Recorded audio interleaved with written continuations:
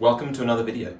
Today I'm here at Chris Wood Light in Mildenhall. I'm joined here by Chris Wood herself and Lily Wood of Chris Wood Light, who create bespoke works of art, but all based around light. Chris Wood is going to discuss with us a little bit now about what Chris Wood Light does and the brilliance behind it.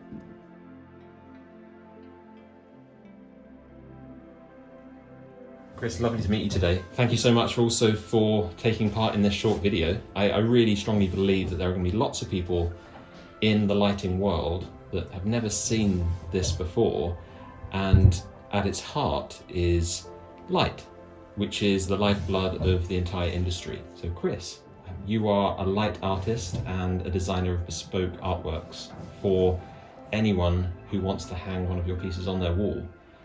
Where did it begin? Oh, well, I went to college in the 80s and studied furniture design. And my first project was to design a light fitting. Wow. And I discovered light. I just realised that I could manipulate light and work with light as a material. And, you know, I've just been exploring the physical and optical and visual effects of light ever since, and it just never fails to surprise me.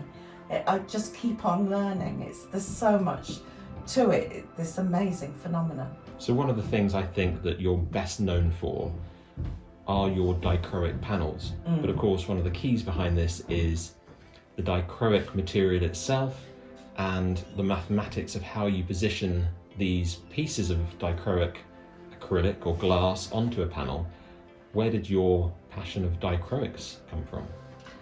Well, after studying furniture design, I went to the Royal College to study glass, because glass is a material that you naturally gravitate towards if you're interested in light. And I discovered this material there, and I was absolutely blown away by it. I couldn't believe what I was seeing. And I got some bits and it was fantastic, and I knew that it had potential for me, but I couldn't make it work for me.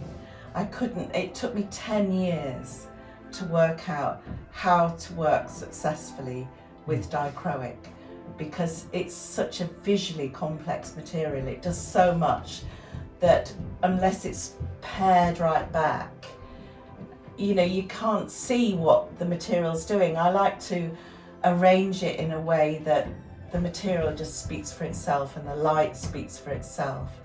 So you've got to be very, very careful in the way that you work with it. And then when you create one of these pieces, some artists get a blank canvas and start throwing things onto it, throwing paint onto a canvas and hoping something beautiful comes out of it, or are you the more calculated approach where you have a plan? Okay. Very definitely. I mean, I play through working on SketchUp, basically. I work with SketchUp, and that was amazing when I started working with SketchUp, because you can work with pattern a lot better. So something like SketchUp is great for 3D. Oh yeah. Terrible when it comes to reflected light, especially dichroics. I don't think there is a package that will do it. No. I mean, you know, if I need to work with the material as well, but now I know pretty much what I can predict in a pattern like this. You know, in my wall panels, I can predict what's going to happen with the light, but then it depends on what light there is in the space as well, because that changes. So they all have their own kind of life when they find their new home. So this piece is currently being lit by one of our DRX1s, a motorized spotlight, but this particular fitting does have color tuning capability and beam angle change with lens vectors panel. And we've already been, I think, quite impressed at the effects it gives you, but what would a fitting like this give you as a tool in creating your art? It can help me to control the light in very different ways to the way that I can control it now. I need time to play with this, because the possibilities are endless, and I think it's a really exciting product to work with. So we've already said that you design bespoke pieces of light art for many different clients, including corporate clients.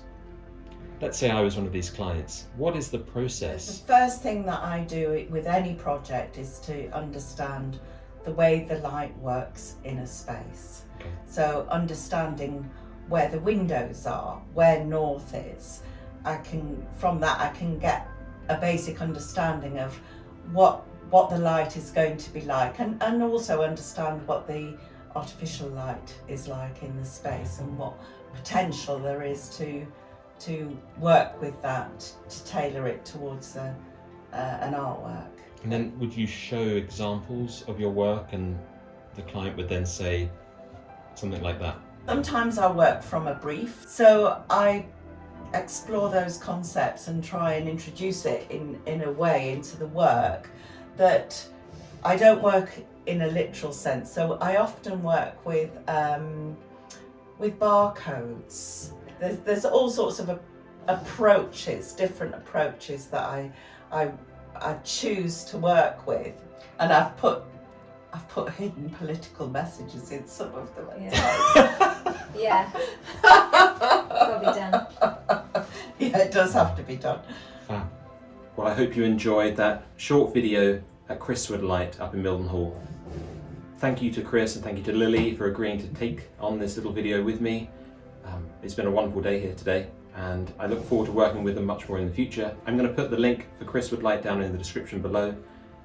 If you have an interest in them, be sure to get in contact with them.